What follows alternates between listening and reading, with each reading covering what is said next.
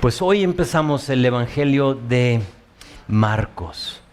Por ahí está la imagen, quizá la vistes por las redes, pero la puedes dejar ahí por el resto del estudio, Dani.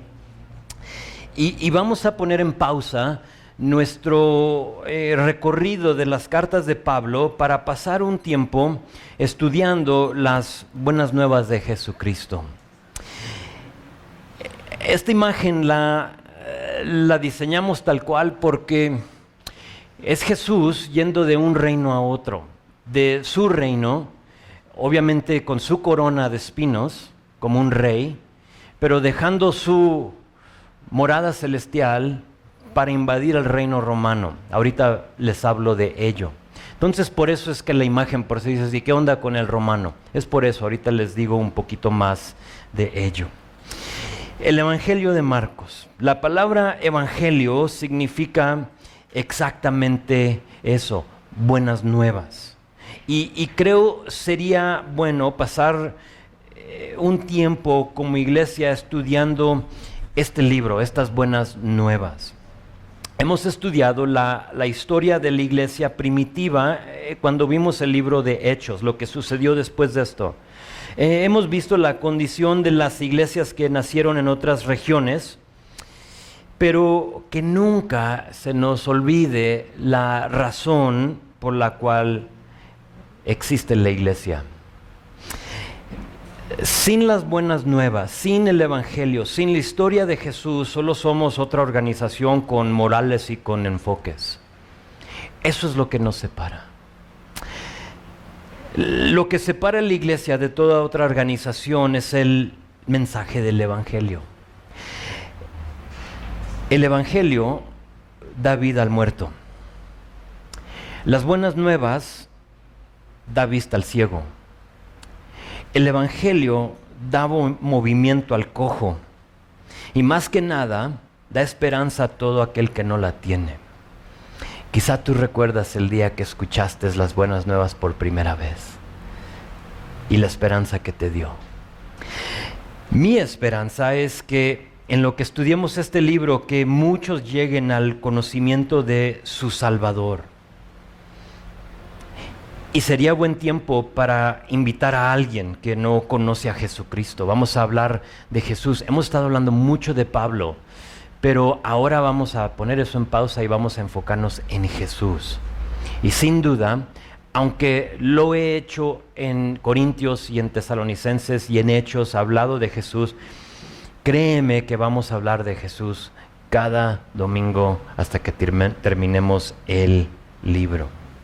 Este es un buen momento para traer a tu amigo que quizá esté paralítico espiritualmente. Veremos esa historia en capítulo 2. Sin duda, este libro será de gran bendición para nosotros. Ahora, como acostumbro hacerlo, si has estado aquí para el inicio de un libro, es que es importante, antes de iniciar un libro, empezar con las preguntas que se tienen que contestar. ¿Por qué? ¿Cuándo? ¿Dónde? ¿Quién del libro? Es importante que sepamos el trasfondo de un libro para que no solo nos metamos y digas, ¿y qué pasó o por qué? Para que le dé sentido es importante ver esas 4 cosas. Entonces, antes de ver los primeros versículos, quiero hacer eso. Ahora, antes de decirles el por qué, el cuándo, el dónde y el quién, quiero aclarar y decirles que los evangelios no pretenden ser una biografía de la vida de Cristo. No lo son. Si los has leído, te has dado cuenta que algunos dicen unas cosas que otros no. Cada uno o cada autor seleccionó lo que él quería retratar o lo que Dios puso en él para darnos de conocer a Jesús. Tenemos que entender que Jesús hizo mucho más de lo que tenemos registrado aquí en los evangelios. Mucho más. Como tarea o para comprobar lo que estoy diciendo, anota ahí tú Juan capítulo 20, versículo 30 y 31. Y luego anota ahí también Juan capítulo 21, versículo 25. Ahí te darás cuenta y eso confirmará lo que te acabo de decir. Jesús hizo muchísimas más cosas de lo que tenemos aquí registrado. Para mejor entender los evangelios sería bueno no leerlos como una biografía, sino que compararlos entre sí para tener como un retrato general de Jesús.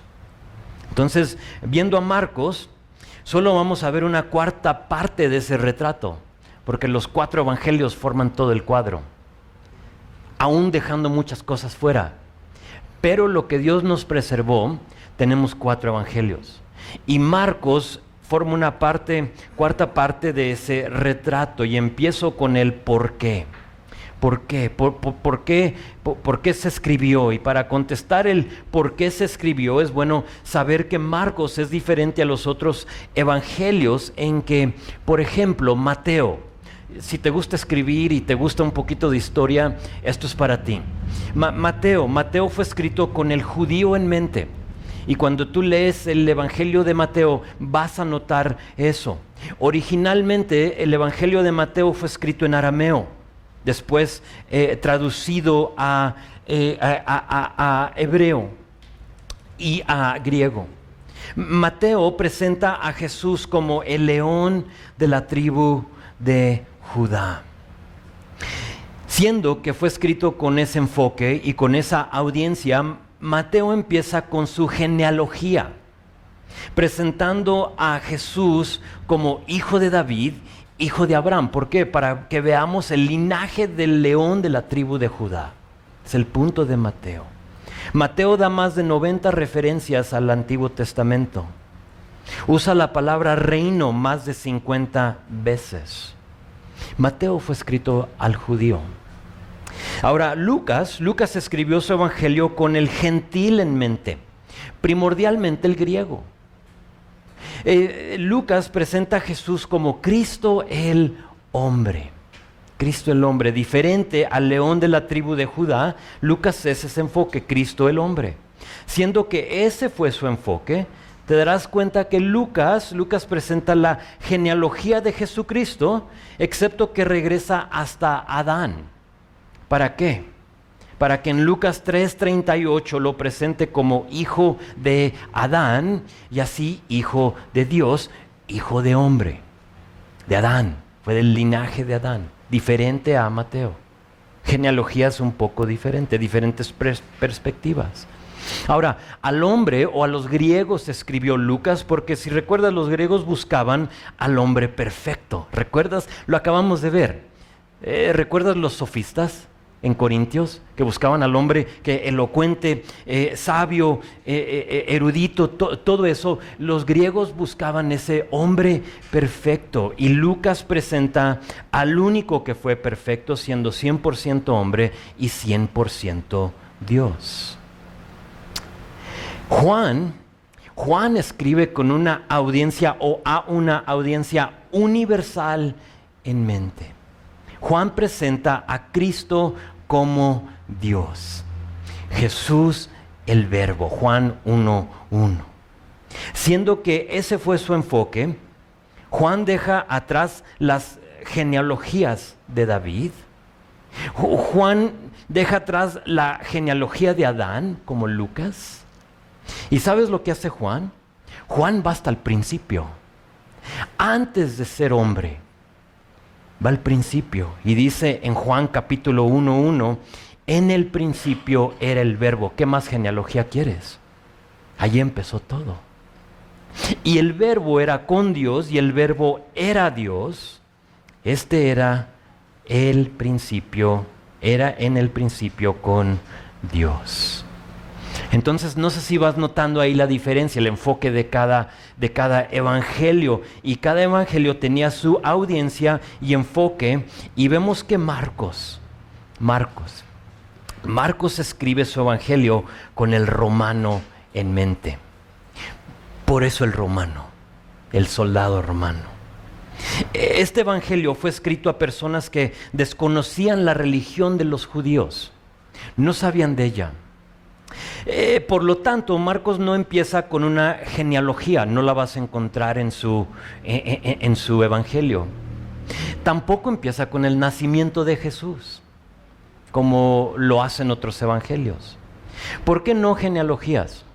Pues porque genealogías no eran importantes para este grupo de oyentes, porque en general a quien le escribía Marcos eran esclavos, eran siervos que no tenían genealogía ni descendencia.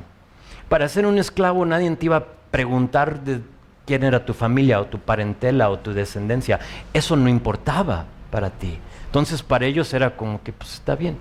De nada les servía mostrarle eso a ellos. Para ellos sería algo que les perjudicaba más que ayudarles a empezar con una genealogía. Si tú no sabes tu descendencia, imagínate, háblame de esta persona que sí la tienes bien registrada hasta el principio. Dios, sabiendo eso, inspira a Marcos a empezar mejor con el principio del ministerio de Jesús. Marcos presenta a Jesús como el siervo. ¿Por qué? Porque conocía esa audiencia. Sabía quiénes eran los oyentes.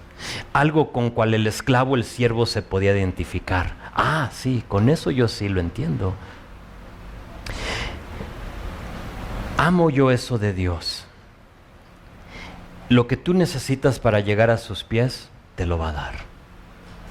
Entonces no sé si necesites ver a Jesús como el león de la tribu de Judá, o si necesitas ver a Jesús como el hombre, o Jesús como el verbo. A lo mejor para ti todo eso no importa y tu mente se va como más allá de todo eso y dices, es que yo quiero saber el principio, lee Juan. Pero para el siervo, para el común y corriente, nos escribe el Evangelio de Marcos. Veremos que Marcos es un evangelio de acción.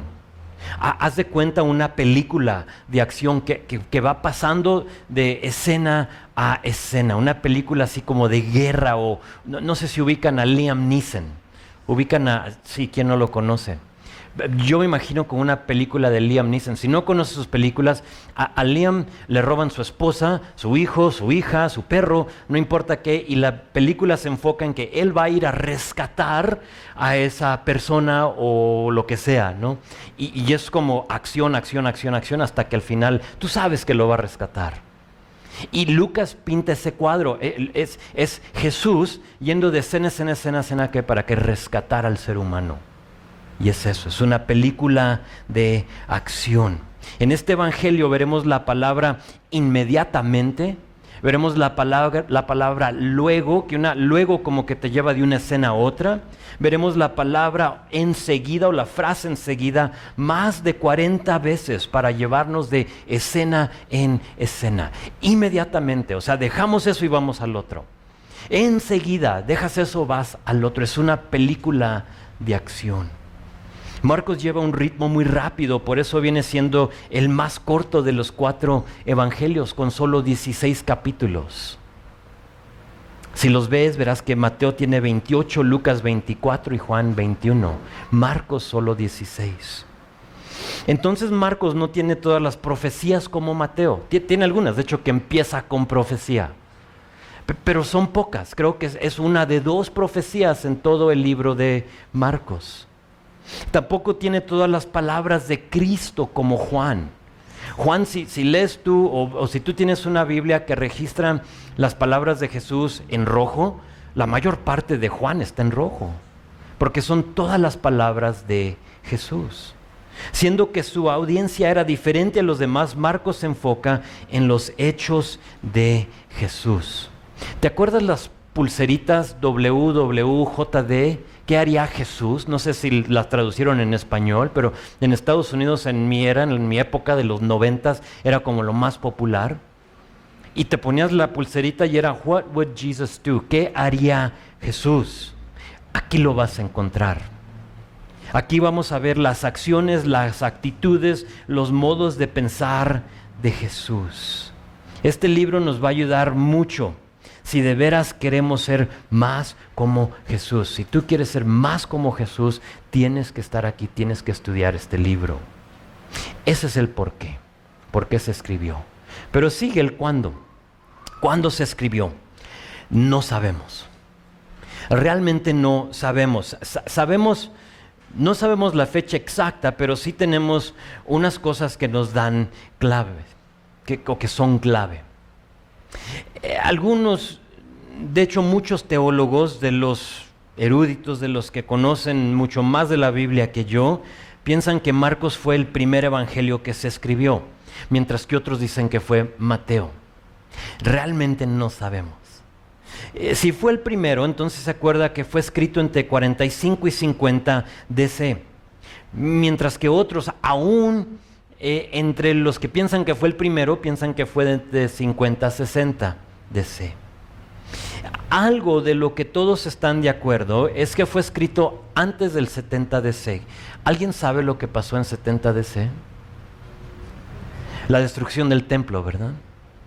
Y siendo que es un evento de gran importancia, hubiera formado parte de esta historia y no lo habla. De hecho, que ninguno de los evangelios hablan de la destrucción del templo. Que va a suceder, no lo dice Jesús, pero de que sucedió y cómo sucedió y todo lo demás, ninguno lo registra. Entonces, para no pelear, realmente no es tan importante. Marcos fue escrito, por si te gustan las fechas, entre 45 y 69 DC, pero antes del 70 DC. Entonces ahí te da un rango de 25 años. No te puedo dar algo más exacto. ¿Dónde? Este evangelio es acordado que fue escrito de Roma.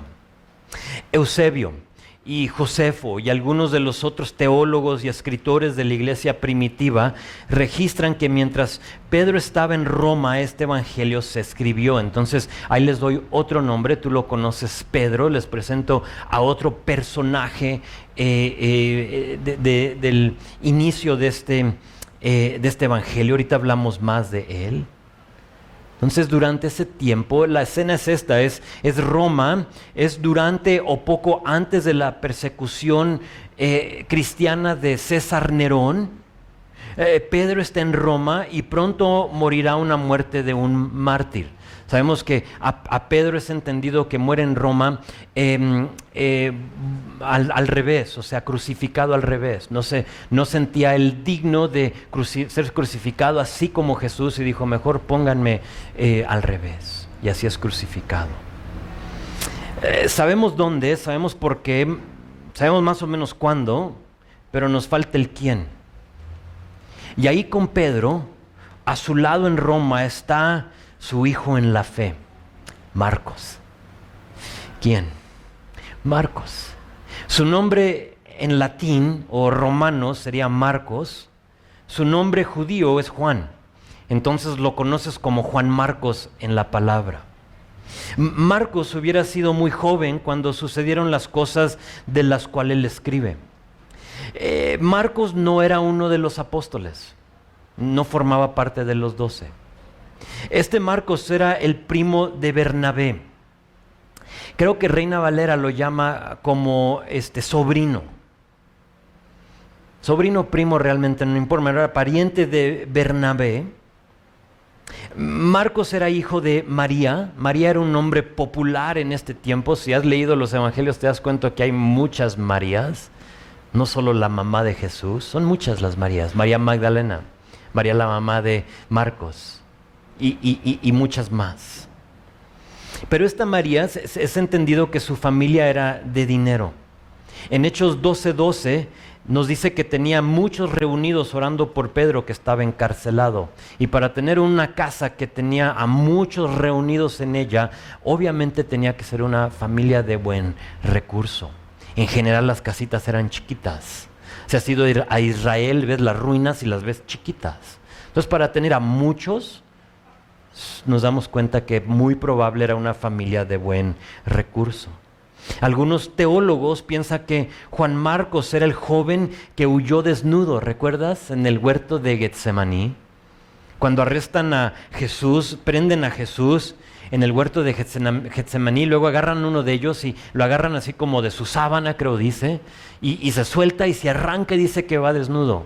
Algunos dicen que fue Marcos. Marcos es el único que registra esa historia, quizás hablando del mismo. Este es el mismo Marcos que acompañó a Pablo y a Bernabé. Recuerdan, en el primer viaje misionero. Está listo, vamos, voy, es un joven, solo para arrancar, cruzar el mar, llegar a la área de Asia Menor y hacer ¿qué? Regresarse a casa cuando se puso difícil la cosa. Ese es Marcos. Marcos es la causa del desacuerdo que tuvieron Pablo y Bernabé. Si recuerdas, al iniciar del segundo viaje misionero, dice Pablo, vamos a hacer la recorrida, a visitar las iglesias que plantamos, que estuvimos con en el primer viaje, y dice, y voy a traer a Juan Marcos, sobrino, mi primo. Le dice Pablo, no va a venir con nosotros. Nos estorbó en el primer viaje, no aguanta vara, no va con nosotros.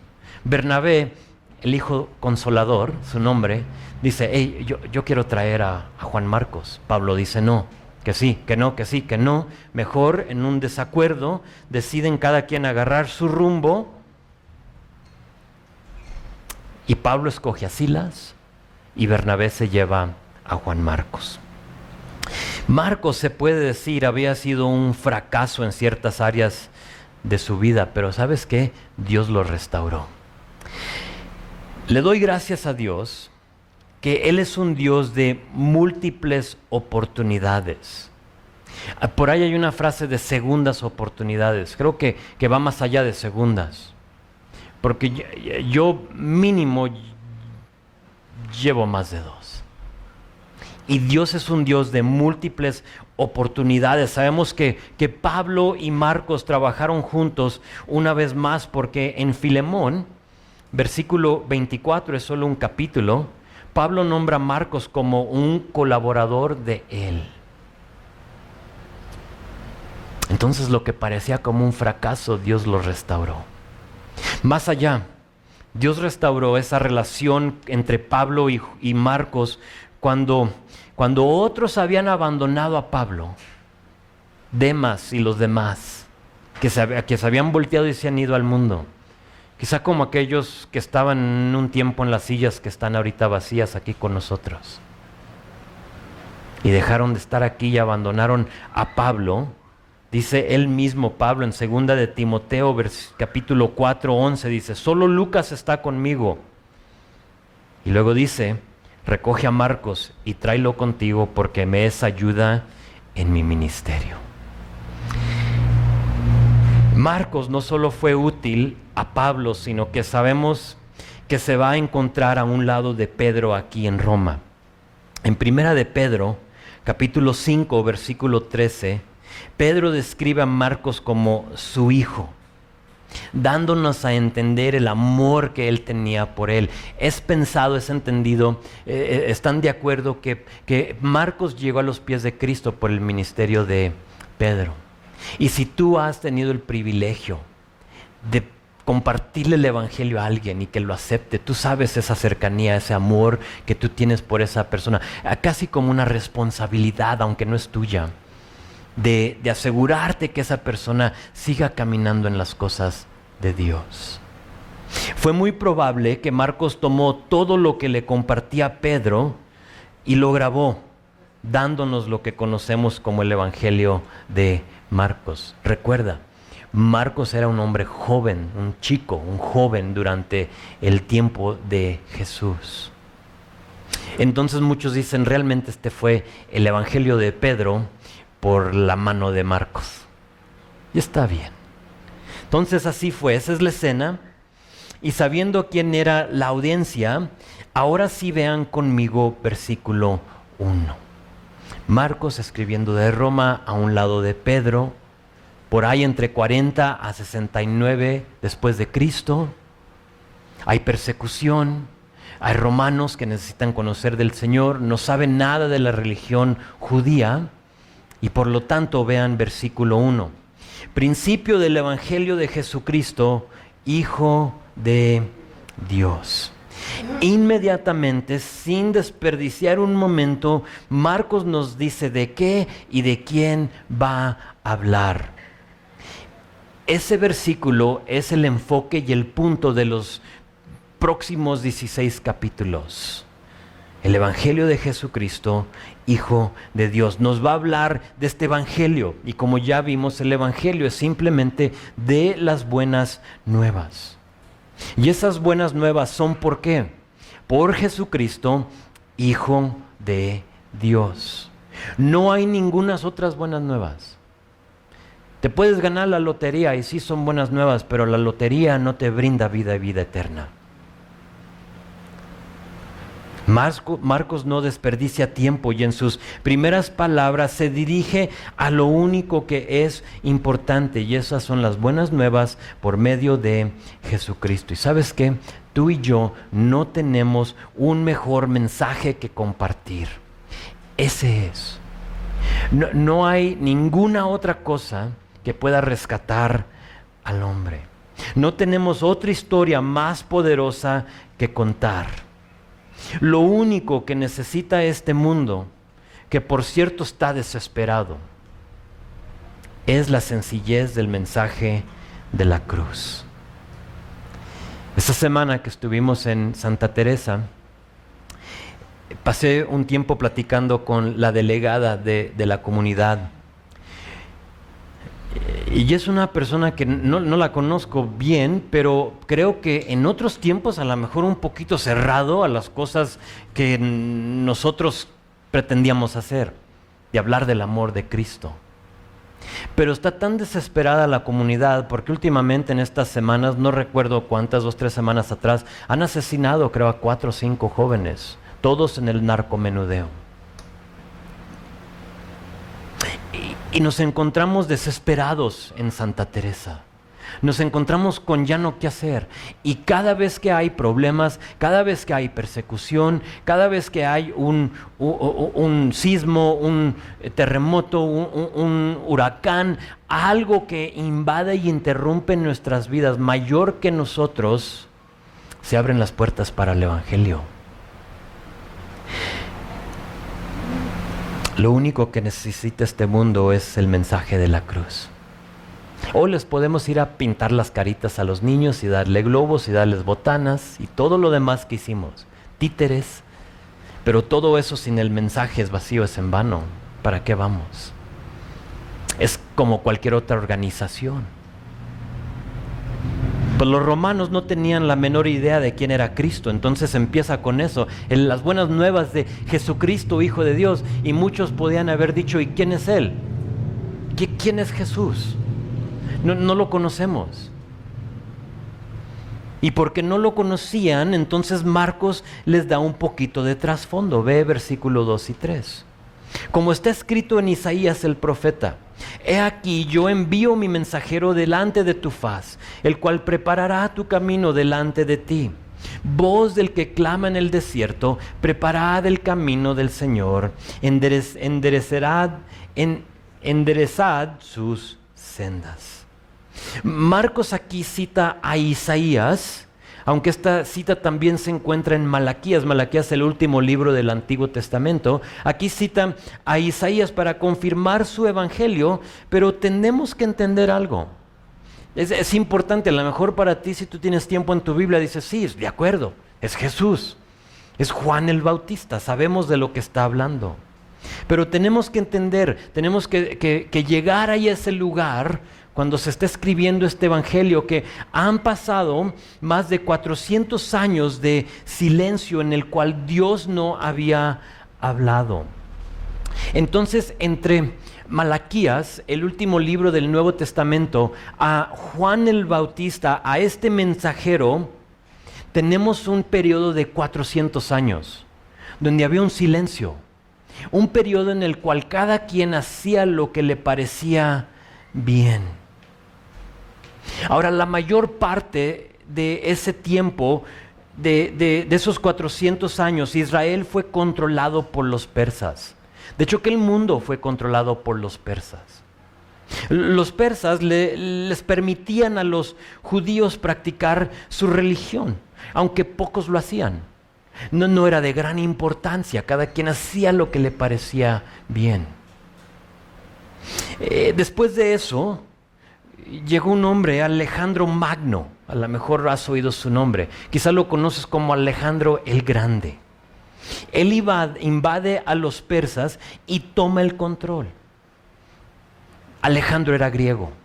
Entonces Alejandro introduce la cultura griega y con esa cultura griega tenemos múltiples dioses, filosofías extrañas a ellos, cosas de que los gran eruditos y los que pensaban en ese tiempo empiezan a introducir y viene y invaden y los griegos te permitían practicar tu religión, pero tenías tú que también aceptar y permitir que entrara su cultura y su filosofía.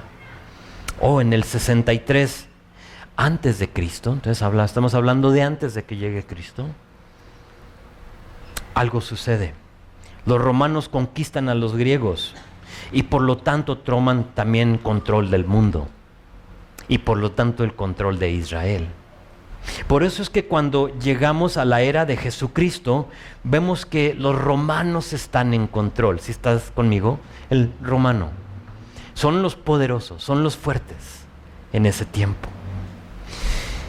Todo eso para decir que Israel había tenido un tiempo de escasez espiritual, 400 años, solo que Dios había prometido a un Mesías.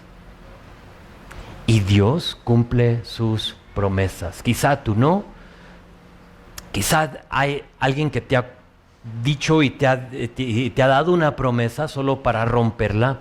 Dios siempre cumple sus promesas. Y se llega el momento preasignado por Dios y usa a este mensajero que nos comparte aquí de él en versículo 2 para, verso 1, preparar el camino delante de él, verso 2, y para enderezar sus sendas.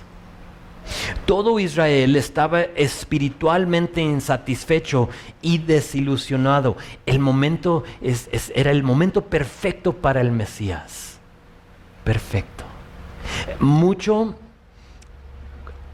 Lo comparo mucho a como yo veo Guanajuato en este momento.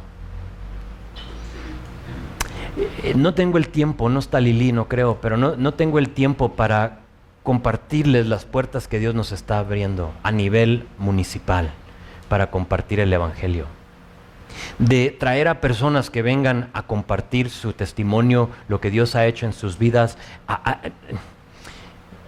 No sé si se dé a cabo, si se lleve a cabo, pero pueden orar, porque por ahí nos han dicho que nos prestan aún los escalones de la Alhóndiga para hacer un evento cristiano. Saben que es una iglesia, saben que es un evento cristiano, pero creo yo es el momento perfecto para presentar a Cristo. Oren por eso, porque aunque las puertas se abren, tenemos a un enemigo, ¿no?, que quiere interrumpir y destruir lo que Dios quiere hacer. Entonces, ahorita se ve bien, quién sabe si se cierren esas puertas. Entonces, el momento perfecto les presenta a este hombre que viene, este mensajero, para preparar el camino, para enderezar sus sendas.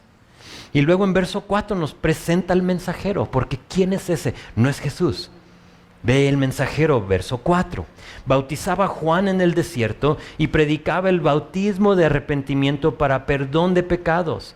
Y salían a él toda la provincia de Judea y todos los de Jerusalén, y eran bautizados por él en el río Jordán, confesando sus pecados. ¿Sí ves lo que está pasando? Se están confesando. Ahora, ¿estas personas son salvas, sí o no? Lean bien lo que está pasando. Llegó uno predicando. ¿Qué predica? No a Jesús. Está predicando el bautismo de arrepentimiento para el perdón de pecados. Y dice que se bautizaban haciendo ¿qué? Confesando sus pecados. Chécalo bien. Recuerden que acabo de comentar del estado espiritual de Israel, desviados, insatisfechos, todo lo demás. Dios, sabiendo, ahora que no se te pierda esto, Dios, sabiendo esa condición espiritual, manda a uno para redarguir, para convencer, para confrontar a la gente de su pecado. Lo que estamos viendo aquí no es salvación. No están siendo salvos, es confesión más que salvación. Es entender que te has alejado de Dios. La Nueva Versión Internacional lo traduce perfectamente, te lo leo una vez más. Dice, ese mensajero era Juan el Bautista. Estaba en el desierto y predicaba que la gente debía ser bautizada, fíjate, para demostrar que se había arrepentido de sus pecados y vuelto a Dios para ser perdonados. Antes de haber salvación, tiene que haber arrepentimiento. No puedes recibir salvación sin primero arrepentirte. El bautismo de Juan no salvaba a la gente, solamente los confrontaba con su pecado. Vean cómo se han alejado de Dios. ¿Cuántos años han pasado? ¿Quién recuerda? 400 años. En 400 años ha habido un alejamiento de Dios. Y por lo tanto Dios manda a este hombre para recordarles de eso. El bautismo no te salva. Uno de los textos claves para mostrarte eso, no te salva. Lo que hicimos el domingo pasado, bautizamos a personas que ya eran salvos. No los bautizamos para que sean salvos, es una gran diferencia. En este caso se bautizaban para mostrar que habían reconocido su pecado y necesitaban algo más. ¿Qué necesitaban? Perdón de ello. Reconozco, me arrepiento de mi pecado. Ahora, ¿por qué bautizarse? Bautizarse para la gente en este tiempo era algo común. Esto de bautizarse ya existía en el mundo. Juan el Bautista no es el primero para presentar el bautismo en este lugar. Los judíos bautizaban a los gentiles que se querían convertir en judíos. Entonces, si tú vas a Israel, tú ves en las ruinas mikvas. ¿Qué son mikvas? Son lugares donde se bautizan. Son piscinas pequeñas. ¿Por qué? Porque como gentil, si tú te convertías al judaísmo, te bautizaban. ¿Te bautizaban para qué? Para entender o para que tú entendieras que reconocías que necesitabas a Dios, porque como gentil eras un pagano. Entonces, yendo a la religión judía, tú estabas en esencia diciendo, yo necesito a Dios. Yo me arrepiento y necesito ser perdonado. Pues noten que aquí venían de las provincias ¿de dónde? De Judea y de Jerusalén. ¿Quién vive en esas provincias? Judíos. Entonces los judíos no se bautizaba para ser judío, ya lo era.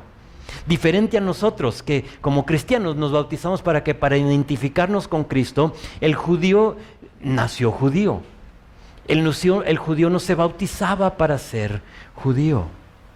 Entonces, checa esto, que judíos se estén bautizando, algo que ellos no hacían, o se lo ofrecían a los gentiles, pero ellos mismos no se bautizaban, simplemente era porque decían, confieso que estoy tan lejos de Dios como un gentil y necesito estar bien con Él. Y por lo tanto se bautizaban. Esto era meramente arrepentimiento.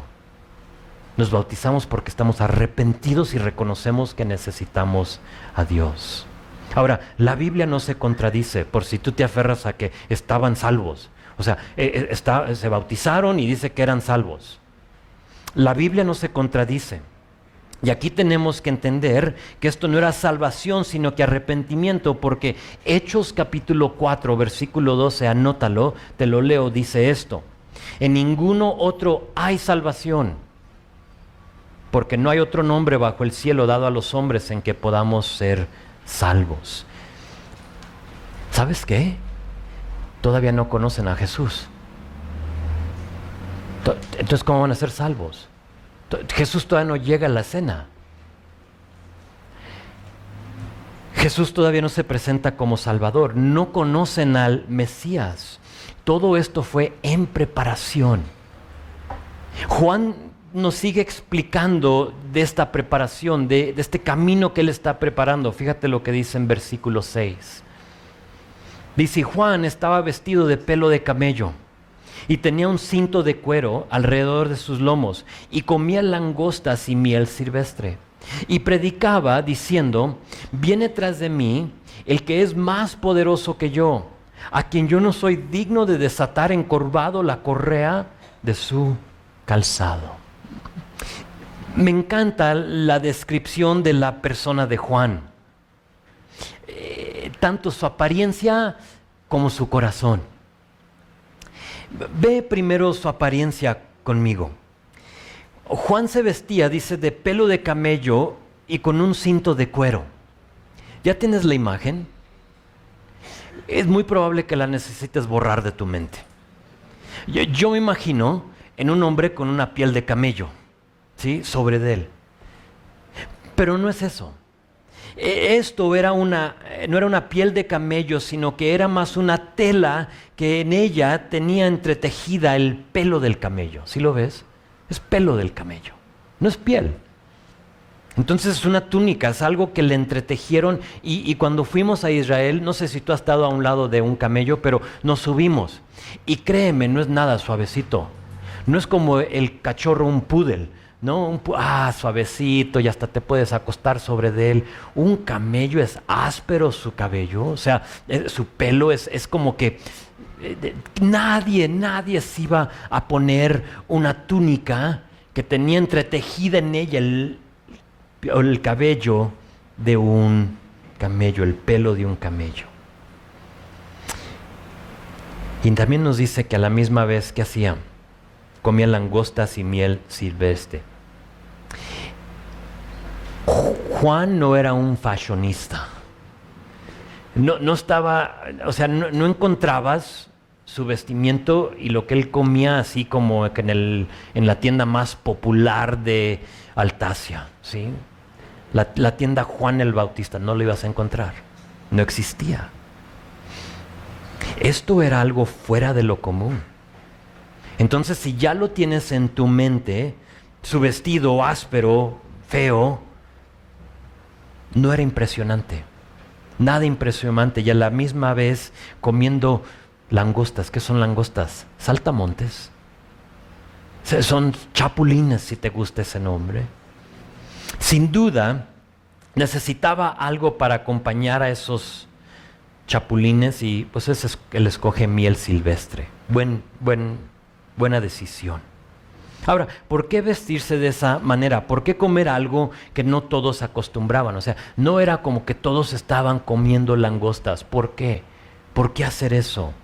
Yo solo encuentro una razón: para no interferir con lo que realmente importaba el Mesías. El Mesías. Para que no lo vieran a él, sino que vieran a Jesús. Juan en su evangelio registra, no Juan el Bautista, Juan el apóstol, registra en su evangelio a Juan el Bautista diciendo en capítulo 3, versículo 30, es necesario que él crezca, pero que yo mengüe. Ese es este Juan, el que está diciendo, que Jesús crezca, pero que yo mengüe. Que él sea más visible, pero que yo sea más invisible.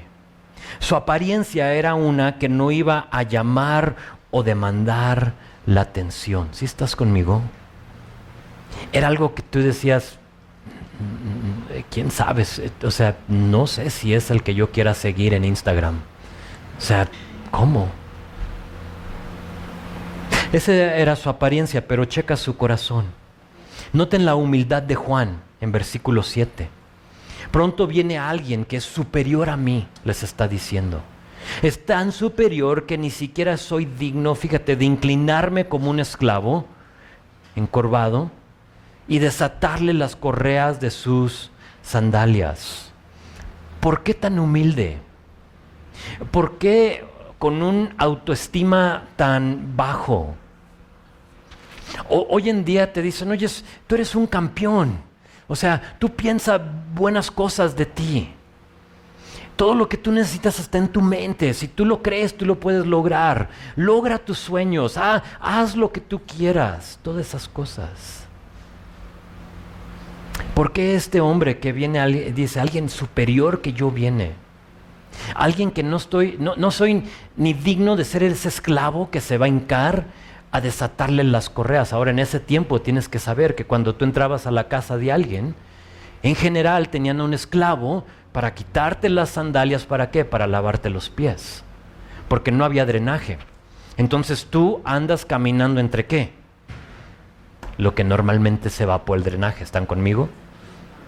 Entonces un esclavo era el que llegaba, te desataba, y Juan dice, yo ni soy digno de desatarle las correas. ¿Por qué tan bajo autoestima? Porque si no, ¿sabes lo que pasa? La gente lo iba a exaltar. Iban a ver su ministerio y, como suele suceder, exaltamos al hombre y se nos olvida de nuestro Salvador. Y de pronto ya no es la iglesia de Jesucristo, sino que es la iglesia de X pastor. No me gusta. Juan sabía cuál era su lugar, cuál era su función. Él mismo dirá en Juan 3:28, ustedes mismos me son testigos de que dije, yo no soy el Cristo, sino que soy enviado delante de Él. Es meramente un mensajero. Juan fue uno que no dejó que alguna cosa tomara el lugar de Cristo, ni con su apariencia, ni en su corazón. Esa es la descripción de Él. Pero fíjate lo que describe su ministerio en versículo 8, y terminamos con versículo 8. Dice, yo a la verdad os he bautizado con agua, pero Él os bautizará con Espíritu Santo. En otras palabras, yo los he preparado. Yo los he preparado, yo los he confrontado con su pecado, con este alejamiento de 400 años, esto que hemos abandonado a Dios, hemos recibido y hemos aceptado la cultura griega, la cultura romana, los de los persas, hemos sacrificado a nuestros hijos delante de los altares de los dioses paganos, y dice, yo estoy aquí para confrontarlos con su pecado. Y los he bautizado en agua para que ustedes acepten y vean y se arrepientan de eso. Pero el que viene, del cual les hablo, el que es superior a mí, Él los va a bautizar con el Espíritu Santo. La muestra de ese arrepentimiento fue que se bautizaron, pero ahora les faltaba salvación. Les dice, viene uno después de mí que los bautizará con su Espíritu. Juan describe, capítulo 14, 15, 16, al Espíritu Santo de muchas maneras y formas. Pero una de ellas, en Juan capítulo 14, es que dice Juan que Jesús, hablando en el Evangelio de Juan, que el Espíritu Santo iba a morar en el creyente después de salvación, en nosotros. Eso es parte de la evidencia de una vida transformada. Es que el Espíritu Santo vive en ti. Tiene 3 funciones el Espíritu Santo en la vida de un creyente. Te leo de 2 de ellos. Es Juan capítulo 14, 15 a 17. Dice, si me aman, guarden mis mandamientos. Jesús está hablando. Y yo rogaré al Padre y os daré otro consolador, es el Espíritu, para que esté con vosotros para siempre. El Espíritu de verdad, al cual el mundo no puede recibir porque no le ve ni le conoce, pero vosotros le conocéis porque mora con vosotros y estará en vosotros. Es una cosa que el Espíritu esté a tu lado convenciéndote de tu pecado, pero otra cosa que el Espíritu more en ti. Entonces, esa es nuestra historia, esa es la escena, eso es lo que está sucediendo. De aquí en adelante, cambia la escena de Juan el Bautista a Jesucristo. Eso lo empezaremos a ver la próxima semana. Pero hubo uno que Dios mandó para ser este mensajero, para mandar arrepentimiento a la gente. Hago una pregunta. ¿Estás seguro de que el Espíritu Santo está en ti? No contigo. El Espíritu está a tu lado. Antes de aceptarlo, está contigo. Fíjate lo que dice: le rogaré al Padre para darles otro consolador para que esté con vosotros para siempre. El Espíritu Santo estará con nosotros para siempre.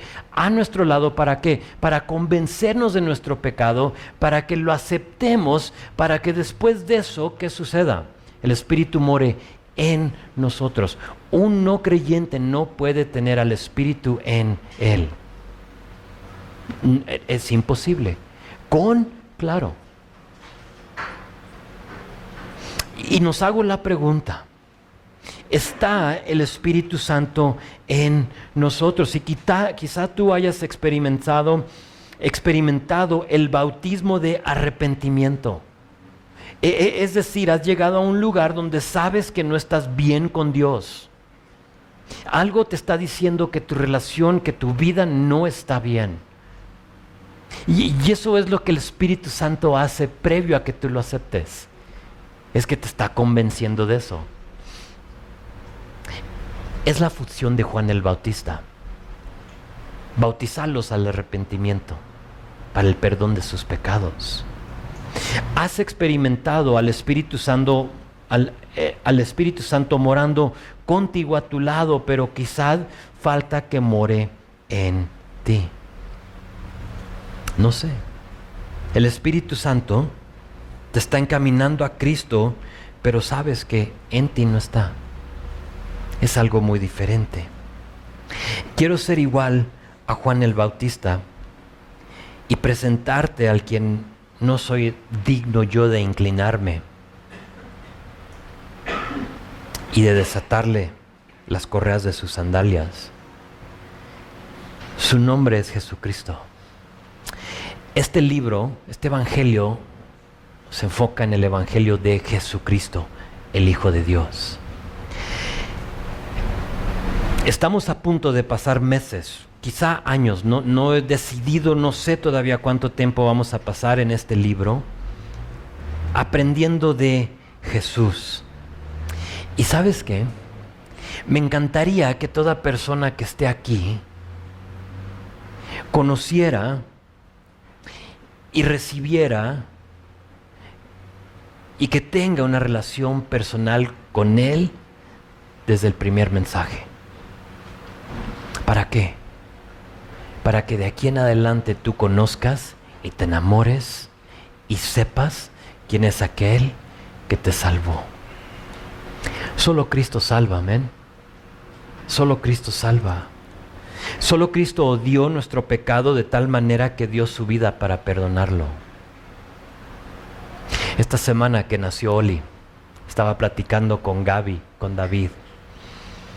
Y tú sabes lo que se siente cuando nace tu primer bebé.